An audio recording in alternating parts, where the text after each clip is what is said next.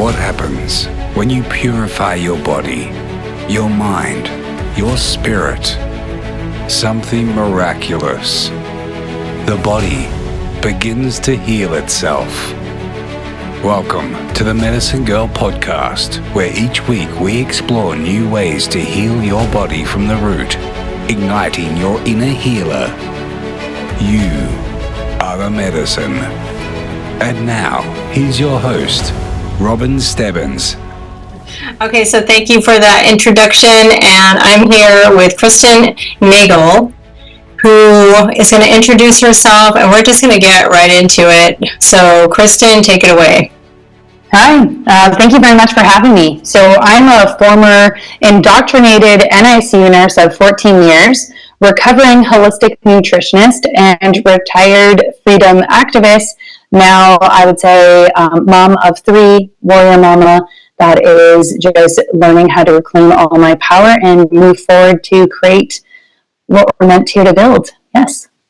There we go. Yeah, so we're both RNs. What I've always done, so I've been in healthcare 35 years. I started out working as a psych tech and psychiatric, where I would work in locked psychiatric hospitals, but I'd always do home visits. So I was an outpatient case manager in psychiatric, and then now I'm a outpatient home health nurse, and I do hospice. So there I feel like I can stay in the system because I can educate patients about statins and vitamin D and all that. But I'm really curious how you go from being a NICU nurse to really waking up. Like, what's that process like? Yeah, it was a journey. So I wasn't sure, I was like, oh, let's start with just a really brief, quick intro and see where we want to dive into. So, I was that indoctrinated nurse. I believed everything that I was taught, believed home birth should be illegal. I saw the worst of the worst in the NICU. So I was like, no, like birth is dangerous. Like, thank goodness we have, doctors in the medical system to save babies and save mothers. And I believed in child immunizations, like all of it. And then it's very interesting to me that our children just totally change our lives. And I think we expect them to change our lives, the lack of sleep, we have to care for someone else, all these things, but I don't think we really are prepared for the complete transformation they really take us on in changing our entire life's trajectory, which is what my first son did for me. And it was pressed upon my heart, and I believe now to be divine intervention, to look into what I should feed him. Something super simple, just look into food. And I was like, well, I'm a nurse. I'm into health and fitness. Like I know what to feed my baby, but it kept, all these things around me kept kind of pressing, like, no, look into it. And I was like, okay, I'll look into this. And then I was like, oh, I don't know what to feed my baby. What they're telling us is not the truth. This is not right. Fortified rice cereals, complete garbage, to go on to homogenized milk and all these things, and to wean onto homogenized milk and all these things. And it's like, okay, no, this is terrible. So I started looking into all the food documentaries back in the day. It was like Food Inc., Michael Pollan, like Polyface Farms, Joel Salatin, and what the hell, God, GMO. I can't remember all of them now. Like all of them, like it was 2015, so long ago. And I just watched them all while he slept in my arms, first baby. And I became like obsessed and so passionate because I'm like, well, as a nurse, like, I didn't know this. How are parents accessing this information? So I went back to school to become a holistic nutritionist in 2016, a year after he was born. And that's when all the light bulb moments were starting to go off, because I realized I was so concerned what I was feeding him, what was going on in his skin, his environment, all these things. And I was like, well, what is he being injected with? Why were we not taught this? Like, what's this next step? And so I dove heavy into that, but I went first to the diseases. Because as a nurse, I was like, well, I don't even really know, like, what is diphtheria? How do you get it? What's the worst case scenario? Are there treatments? Like, what really is rubella? Like, all these things that we're putting it, like, vaccinating our kids for, but what actually are the diseases and what's the worst case outcome? So that was the route I took. And when I looked at these childhood illnesses head on, I was like, well, I'm not fazed by them. Like, it's fine. I'm not worried about that. Like, he'll be fine. We live in Canada. We have nutrition. We have clean water. We have sanitation. We have all these things. Like, the fear was totally removed. And then I looked at all the ingredients and did it that way. And I was like, yeah, no. Especially because when I walked into my pediatrician office, when I started to kind of question, and she just guilted me into it. She's like, well, if he doesn't get them, he's going to die. This is going to happen. He's just going to die. And I remember not having all the information to feel confident in myself to say no. And so this is when I decided, I was like, never again am I going to make a decision based on fear. It's either going to be a confident yes or a confident no. And that was the route I took to figure out the reason, the convictions behind it. Mm-hmm. Yeah, and I'm going from there. I mean, I think that's what wakes up a lot of us as moms. I mean, I had a similar reaction when my son was born. It just completely changed who I was as a person. Like, I didn't really take anything seriously before that moment until he was born. And then I knew deep down inside that he would... That you had that feeling. I knew it to the core of my being. And unfortunately, I was married at the time, and his dad said, you know, if I'll get a court order. Like, he believed in it. I was like you. I thought it's preventing them from these diseases. So there's risk benefit. Like, I said, okay, well then we'll just get the ones that we absolutely have to. I don't care about chicken pox. I don't care about, like the tetanus, diphtheria, because there was like one person died of tetanus in the last 100 years, supposedly. Mm-hmm. Those sound like, pretty good odds. But it wasn't until I really started uncovering all of it. Yeah. The food, the vitamins, it's the supplements, it's all of it. Mm-hmm. Mm-hmm. How do we, so then how do we work in this system? So did you continue working in... I did. And it was very interesting because my colleagues were very receptive to when I was in nutrition school, when I was learning about food and how to, help certain conditions and, support the body. And they wanted to learn all these things. And they were very much supportive and interested in my learning until I took the next step and learned about injections. Then they wanted nothing to do with it. So it's so interesting to me that there's that line, right? Well, it's like, well, you're so interested in all this learning. Like, yeah, we didn't know, like, aren't you curious about, like, the rest of it? And they're not. So when my second son was born in 2018, I was like, absolutely nothing. So my first son, I stopped his at 18 months. My second son, nothing. And that's when I really dove even deeper and went into germ theory versus train theory and even the contagion myth and no viruses. So I call myself like the fringe of the fringe. Like, I no longer believe in contagion. I do not believe in viruses. Bacteria are not the bad guys. Bacteria is actually there to help us heal and to clean up.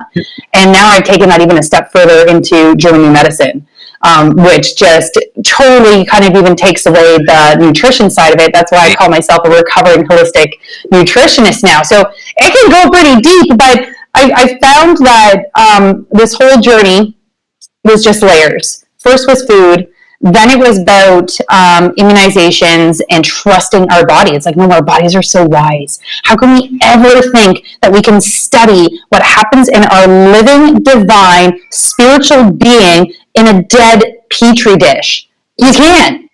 You can't get answers of the human body in a petri dish. Like, it's just crazy to think that, and to think that we know more than what our divine design does, that our bodies will always be smarter than us, always, because it's created by God, like, as if humans are going to figure out this design. And so that's the beauty. When I found German medicine, I was like, oh my gosh, like, it just makes sense. I can trust my body knows exactly what to do, and I just have to let it heal and get out of its way. And so that was kind of like, then the next step was the birth. So it was food, then diseases and trusting the body and all these things, and then it was birth. And then the whole veil was lifted. It was like pieces, layers coming off, then all of it was removed. And I was like, oh my gosh, like I cannot work in this industry anymore because I am a part of the harms. I am, involved in these or in taking babies away, in the assaults basically that's happening to women. And it was just killing my soul once I saw it for what it was. And thankfully, I don't even know, I stayed in it because I guess I was scared to leave because I didn't have that backup plan. Right. And, the golden handcuffs, all the things with nursing.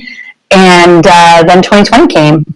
I was actually in trouble with my College of Nurses in 2018 for speaking, but I kind of took the slap in the wrist and told them I wouldn't do it again and stayed in the profession until 2020 came, and 2020 was too much. I was like, I cannot stay silent through all this madness. This is too much. This is where I draw the line.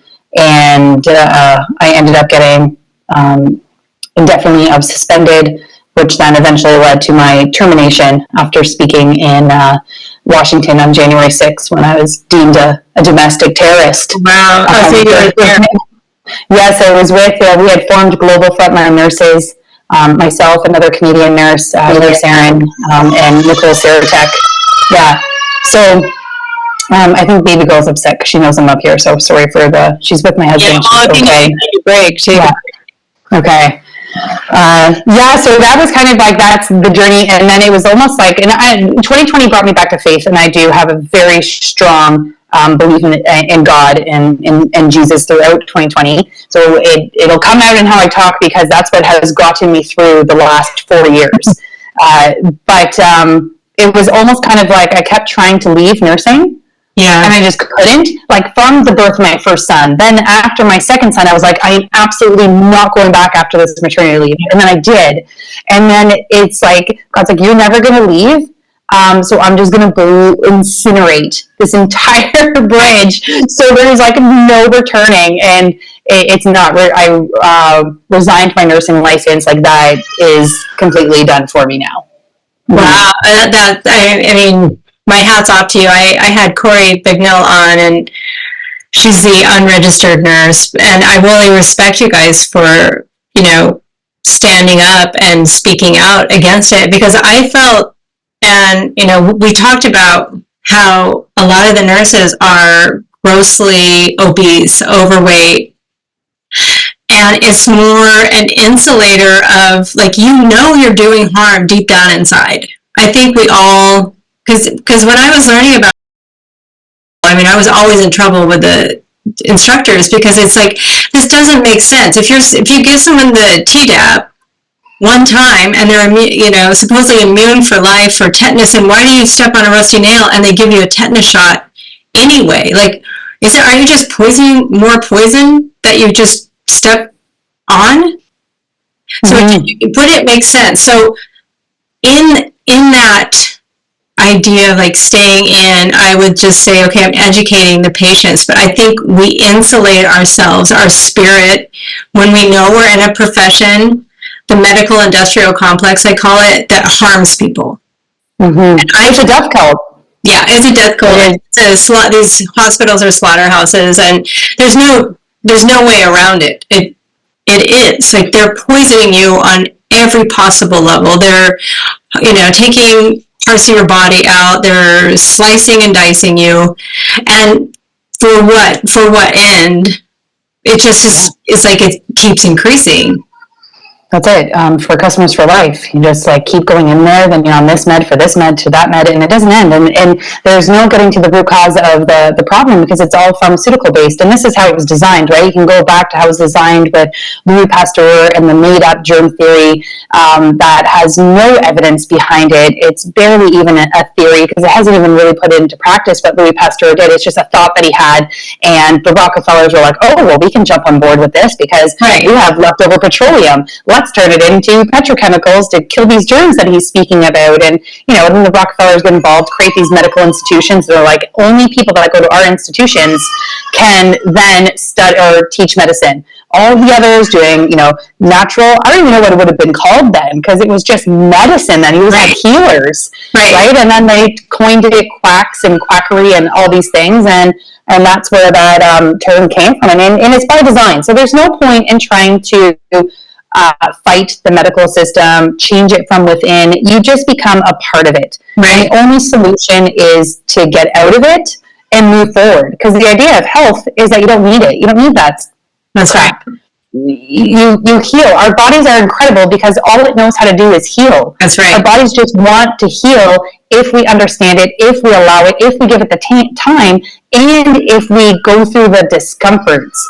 And we have just been numbed our whole life, where we don't allow ourselves to go through the pain of healing. Healing isn't fun. Healing isn't easy. You have to go through the trenches, depending on how much you are healing your conflicts from, especially if you look at it from German New Medicine perspective. It can be very, very deep. So it just depends. And it's not easy. And that's why most people just want the pill or cut the body part out, because they don't want to do the hard work. Well, and they think it's not working. So, yes, because it takes too long. Yeah, it takes too long. It's painful. You can have, sores manifest, rashes manifest, that kind of thing, as it's exiting the body. But when you understand that's the symptoms are the sign of the body healing, even if it's low thyroid, even if it's, whatever the symptoms are that you don't like, that's the body's response to your insults. And what we don't understand is all of the ways that we are insulting our body, so that then we enter into a state of fear to interfere with that body's miraculous design to heal itself. And then we add in all these things. So then the alternative side, the alternative doctors, the frontline doctors, would say, okay, well, if you don't want this glass of red Kool-Aid, here's a nice refreshing glass of blue. Take your ivermectin, take your hydroxychloroquine, your methylene blue, your chlorine dioxide, all of those.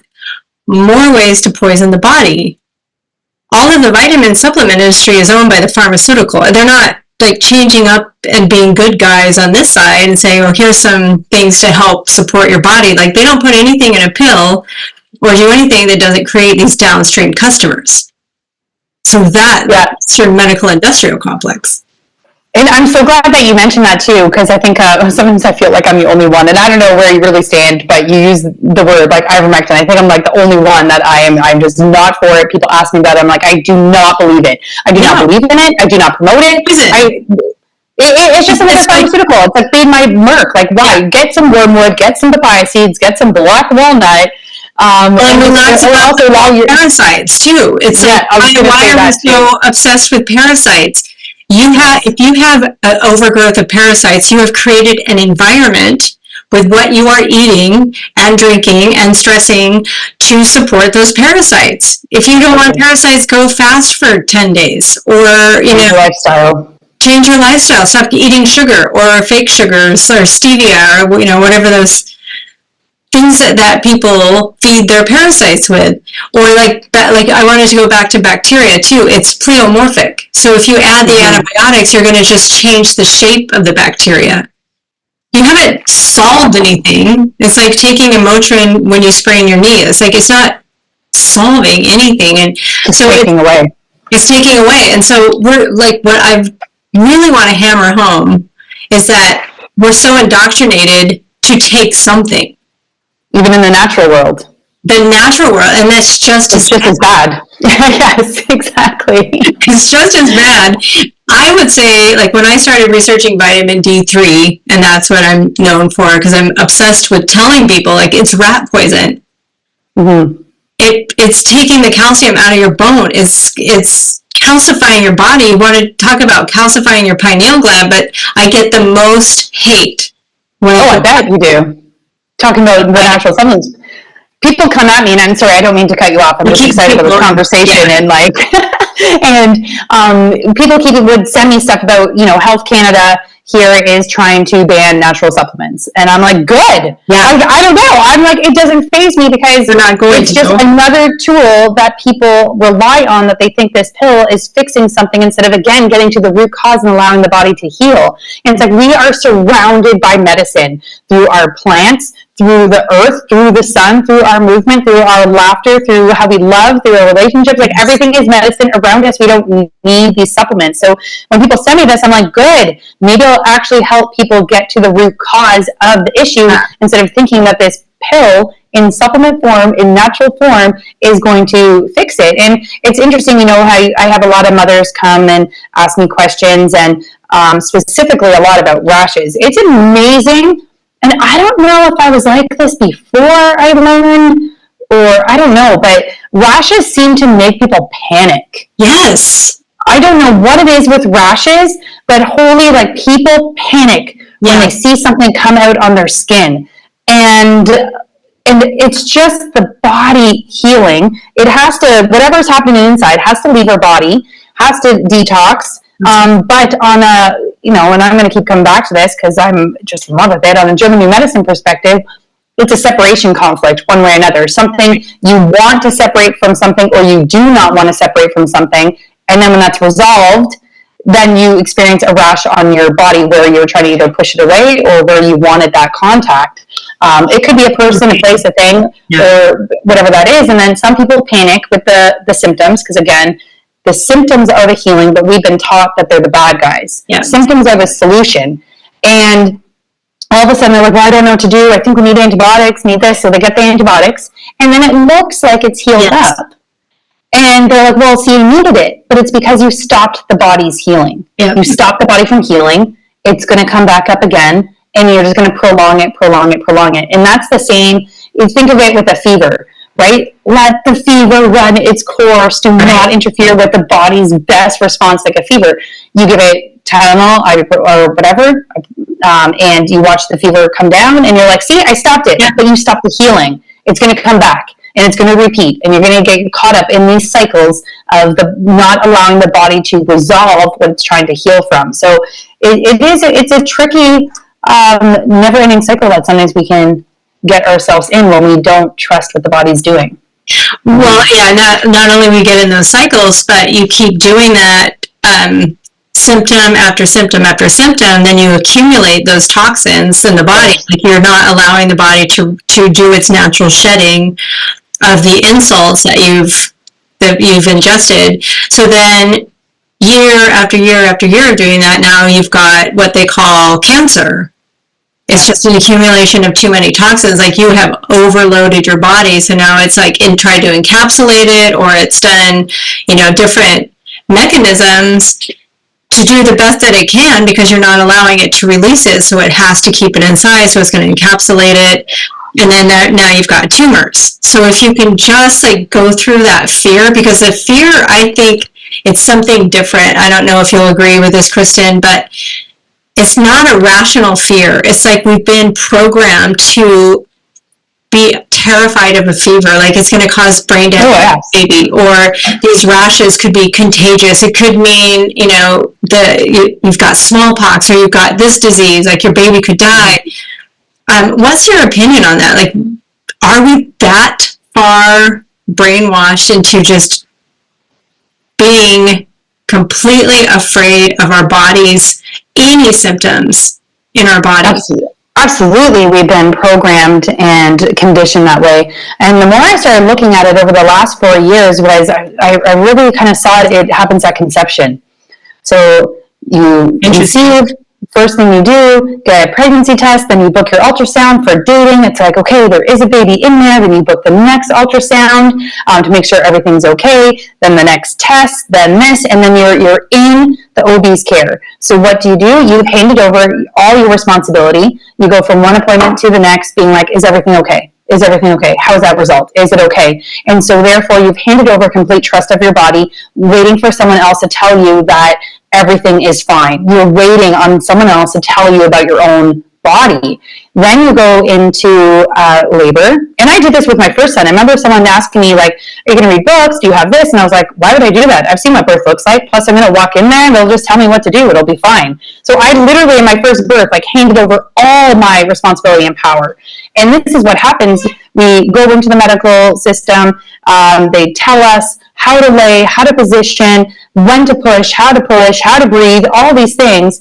And we listen. We're like, okay, I don't know how to do this. When do I push? When do I do this? Tell me what to do. Literally, as our body is doing what it's designed to do, we're still relying on someone else to tell us. Baby comes out. What happens? Taken to a table, dried, made warm, and given erythromycin and vitamin K immediately. So what does that say? That says, well, baby is flawed. Baby was not born perfect. Baby needs man's help because somehow, the design is wrong. Right. Baby given back to mom. Mom and baby can't really leave the hospital until they have their pediatrician appointment. Then what happens after that? Well, baby visits. Is my baby growing? Is my baby doing okay? What's next? How much weight? What's going on? And then it just repeats from there. So that is what the baby learns right from birth, from conception. We've just handed over all our power, and they go through the well baby visits and all these things, and looking. Well, this person will tell me what to do with my child. This person will tell me what I need to do with my body as a child. The child's going in and being like, okay, well, this person knows best. This person knows more than my parents. This is the person to trust. My parents don't know anything. And then that cycle repeats, right? And it's crazy. And that's why I say, like, you control the womb, you control the world.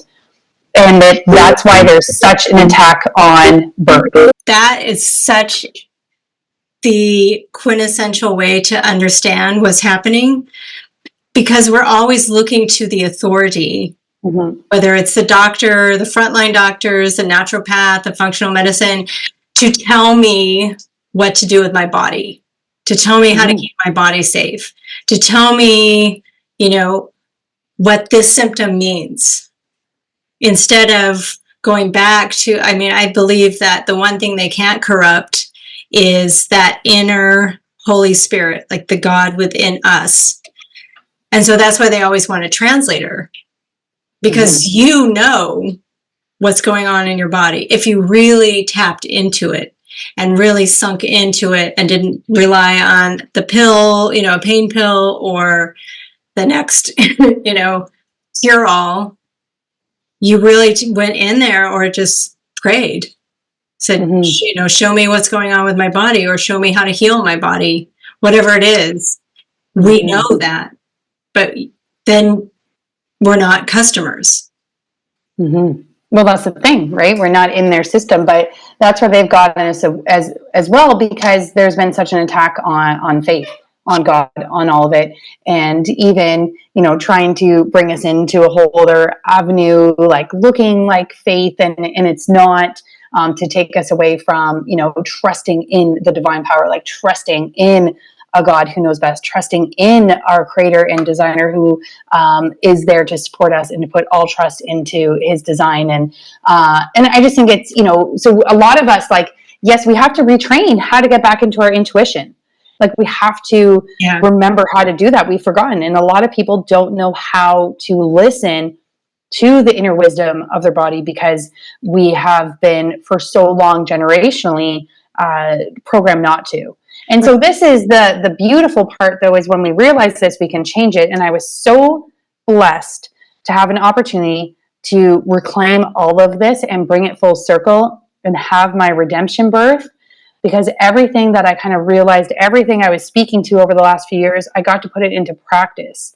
And I became pregnant and did nothing. And I was like, this is just all me and God and baby girl, and that's it. And Psalm 139, 13, it talks about being fearfully and wonderfully created, and it talks about being knit in our mother's womb. But there's a key word there, and it's called in the secret place. And to me, that is so beautiful, because it's the secret place only for baby, only for God, only for the mother to connect. We don't need eyes in there. We don't need surveillances. We don't need technology to see what's going on in there. It is meant to be that secret place for a reason. And so I was so blessed to be able to trust my body. And this pregnancy versus the other two was the most peaceful pregnancy I'd experienced, because I realized, like, when you go to each appointment, there's that anxiety of, I hope everything's okay. I hope they're going to tell me, even though like, if you can feel it, it's like, oh, I hope they're going to tell me everything's okay. I hope that test comes back okay. I hope everything's going to be okay. Like, there's still that anxiety and anticipation behind it. Whereas when all that was removed, it was like, well, I know everything's okay. Yeah. I don't need someone to tell me, like, I know everything is fine. And if it was not, we will deal with it on the day of birth, and we will find solutions and do what needs be. But in the meantime, everything is fine. I just trust this, and end up having a beautiful, beautiful out of system home birth with a wise woman, Billy Harrigan, and my friend Christina, who the two of us are organizing a birth conference now. It's in its second year.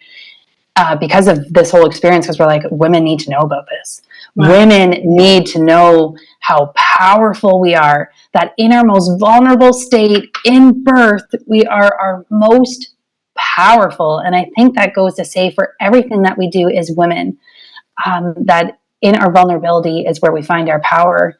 And it was such a beautiful gift, something truly incredible to experience, one I'm forever grateful for, to know this feeling. And I was like, women need to know this. Women need to know that we can do this and normalize this conversation. And so, yeah, we created a birth conference, Reclaiming Birth.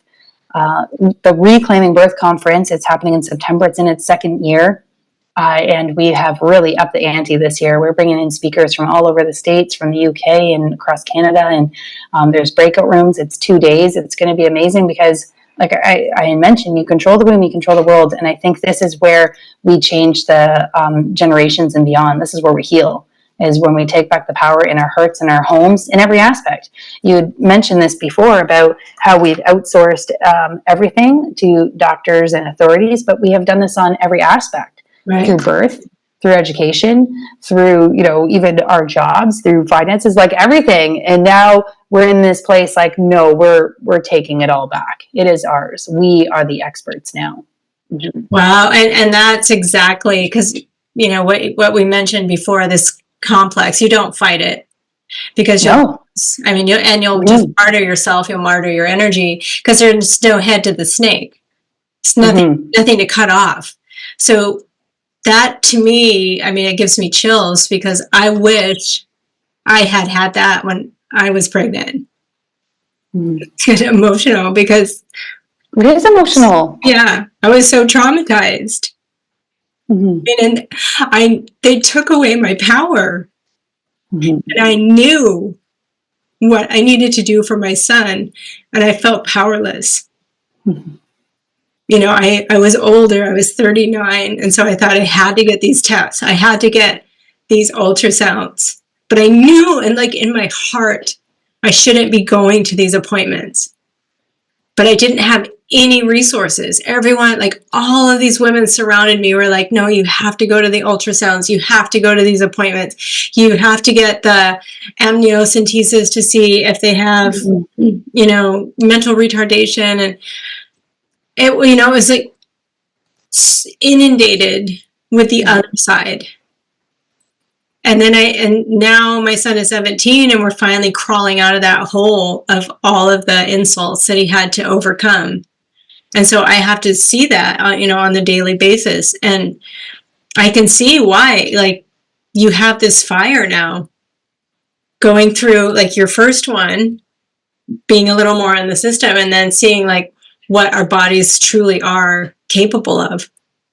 When we're back into our power. And that's how we all need to be. But like, I look at my son and all of the insults he had, and all of the struggles he's had because of that, because of the vaccines, because of the ear infections, and they would give him antibiotics, and you can see he's not at his potential.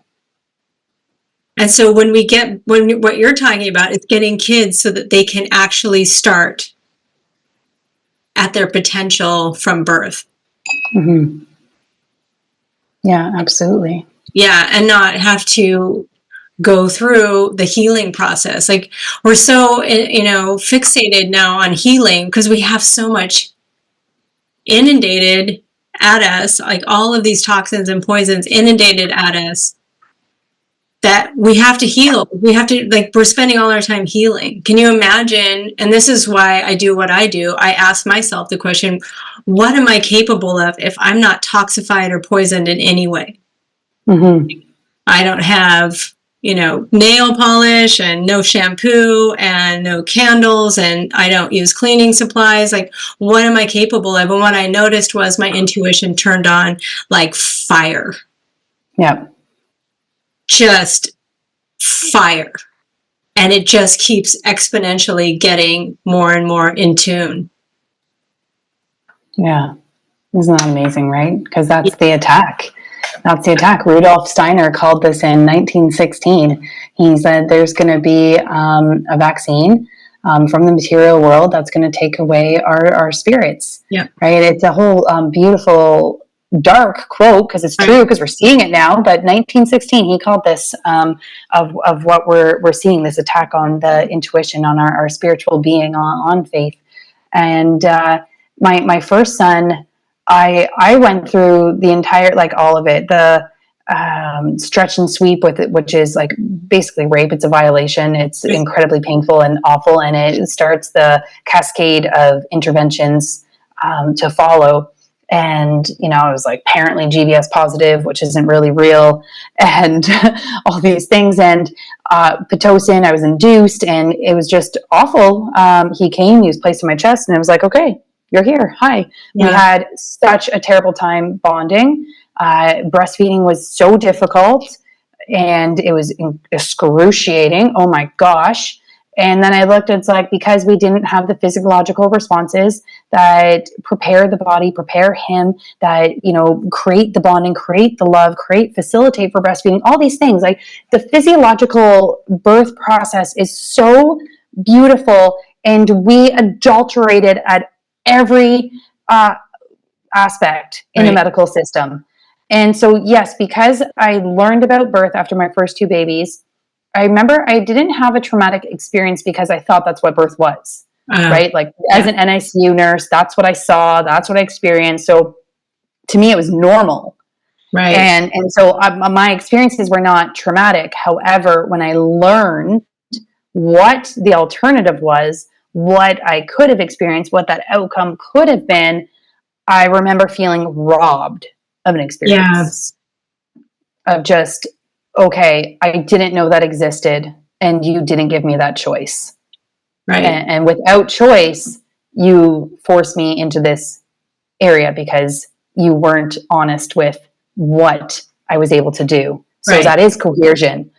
And so that is why I'm so passionate about this, because I have seen the worst of the worst. I have seen it all. I've been there. I've lived it physically myself. I was a part of it.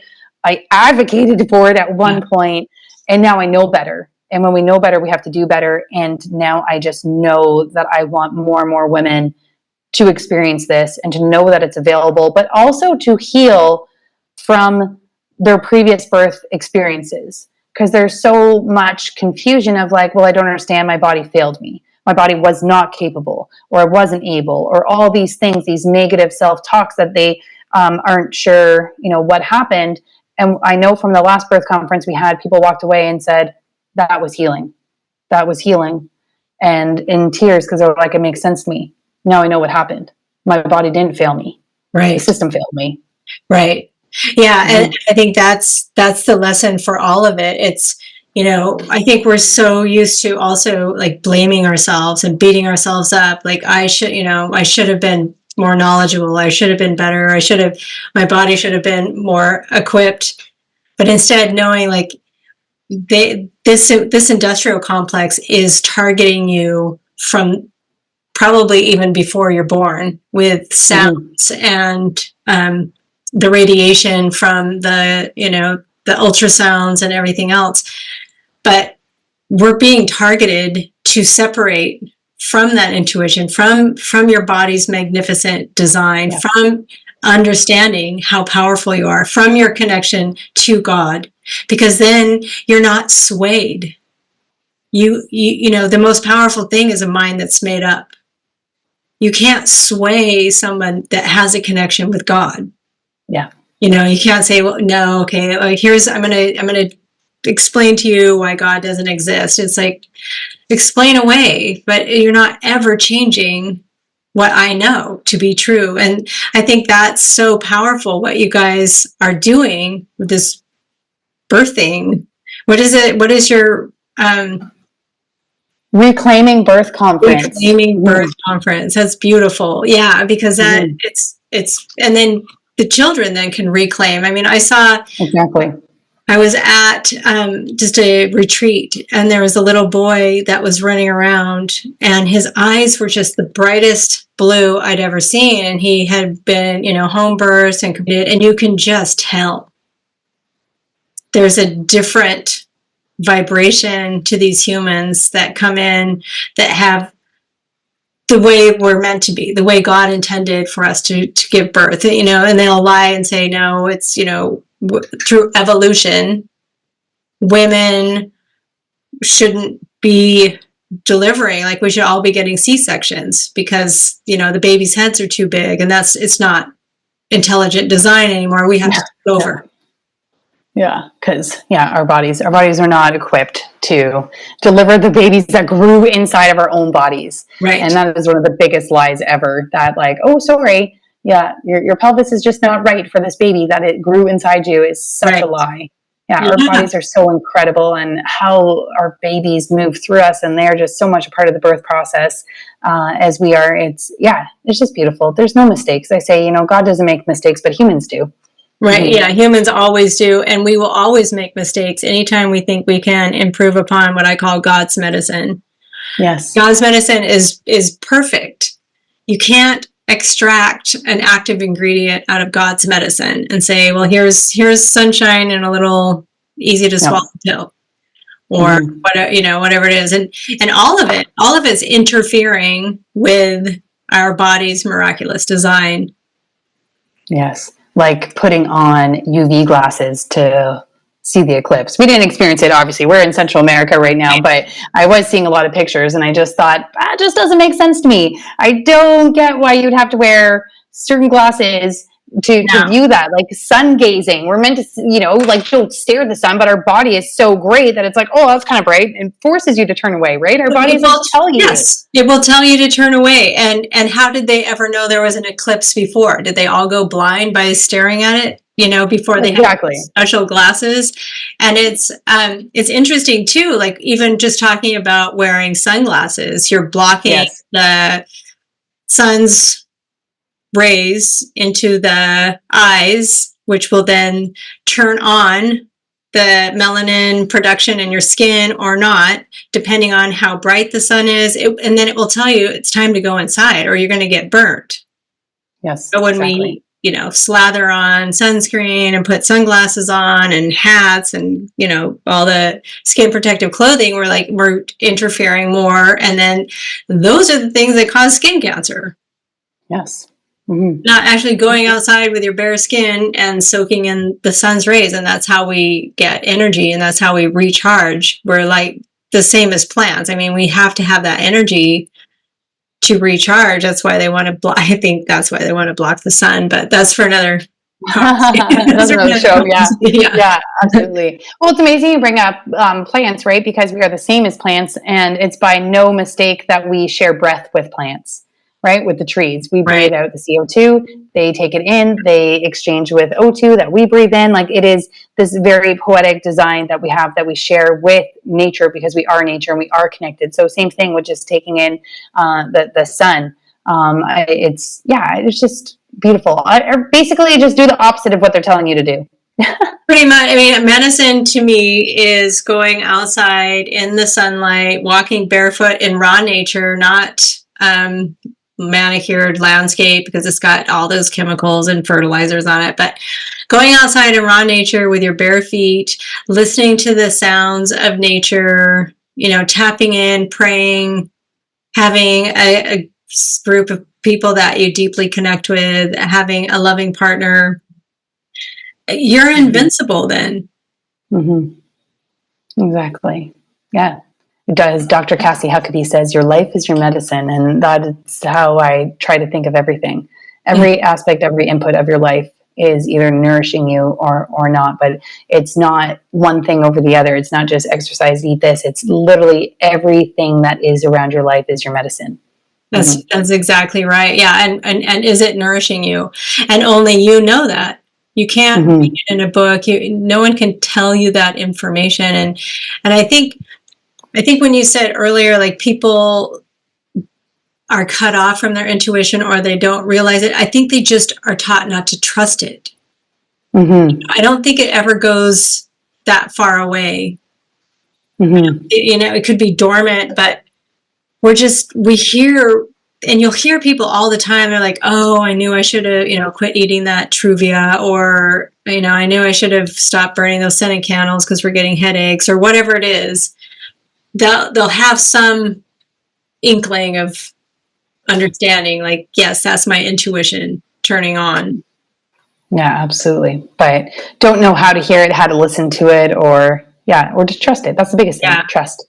Yeah. And that sounds like your Reclaiming Birth is all about how to trust your body, especially in the most fearful place, I think, for women we can be in. It's like the what ifs go through your head.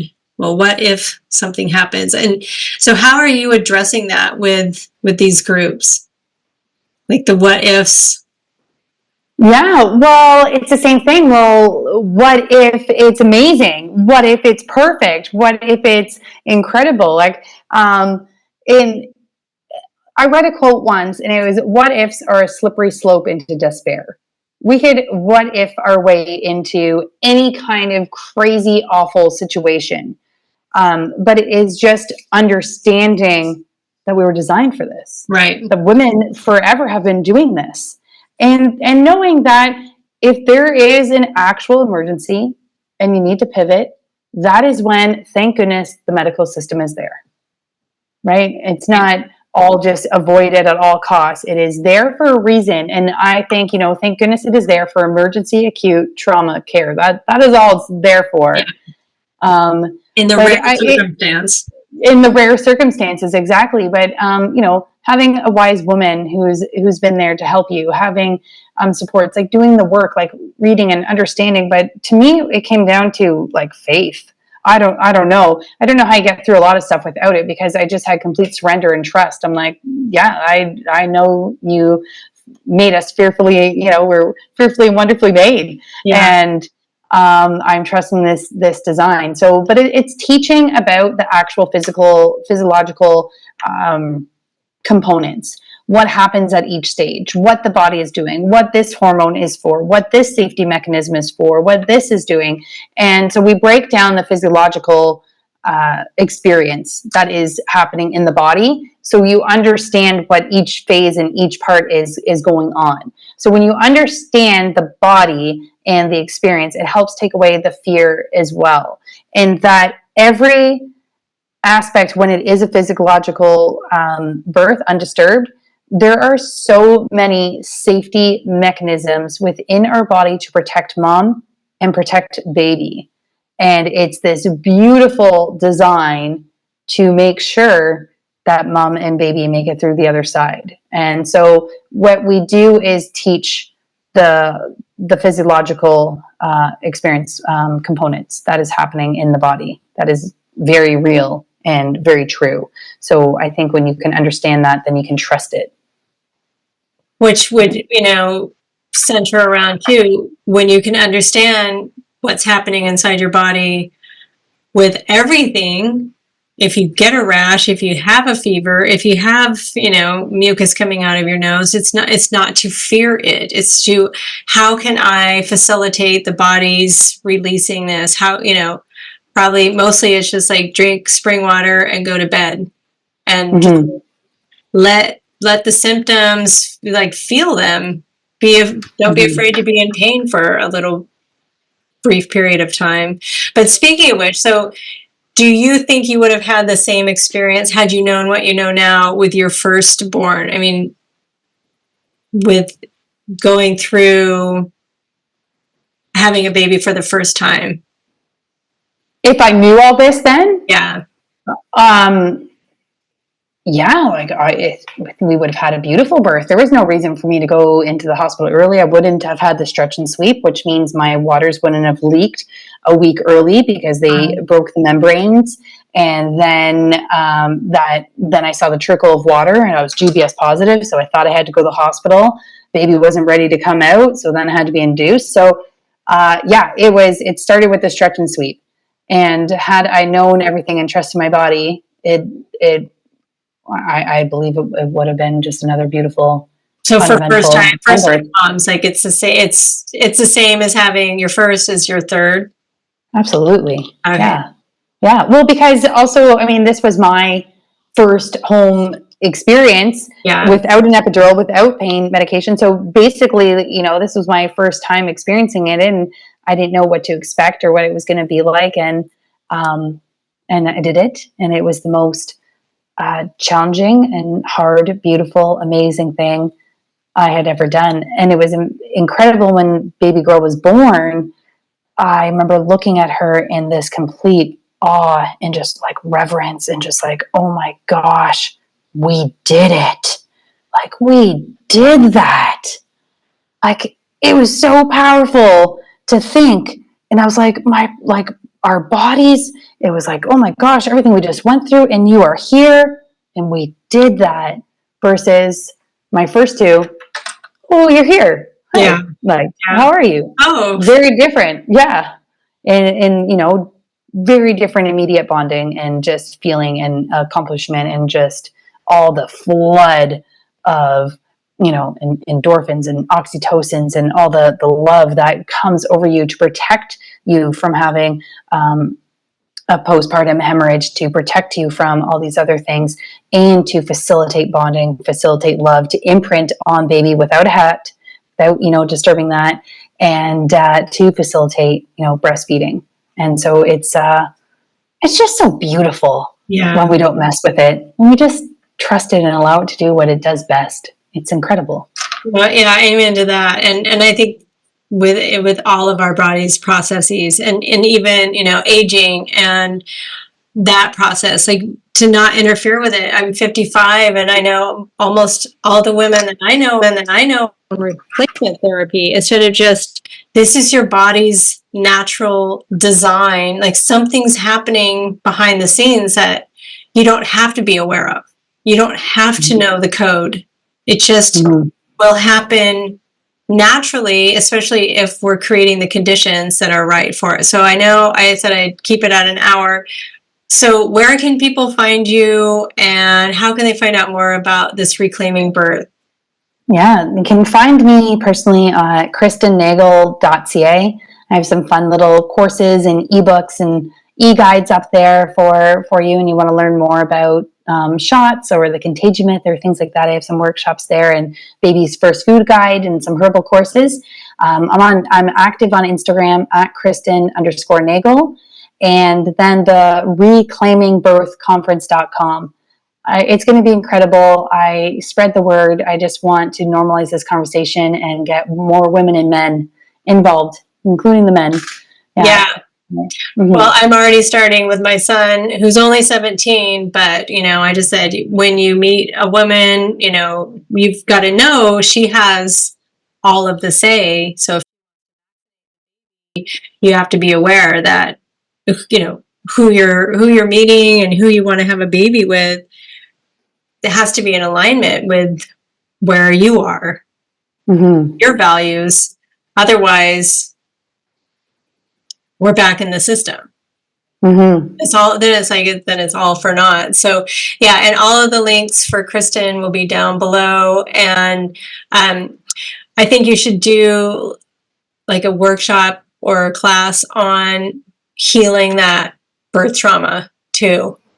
Well, I'm going to hand that over to Billy Harrigan. She's the person. She runs Birth Trauma Ontario, but it's global what she does, and she's the person that has been helping for decades all over the world women heal from their birth trauma. So I'm going to pass that one over to Billy Harrigan.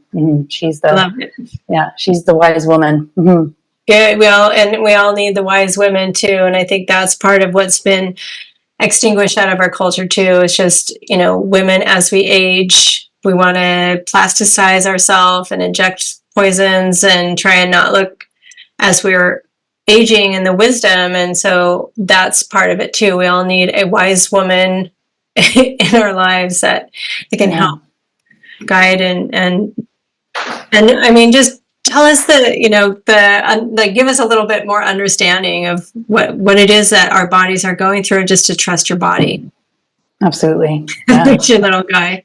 Thank you, Kristen Nagle. I appreciate you so much. Appreciate this hour, and look forward to seeing what you're going to be doing next. All right. Thank you very much for having me. This is great.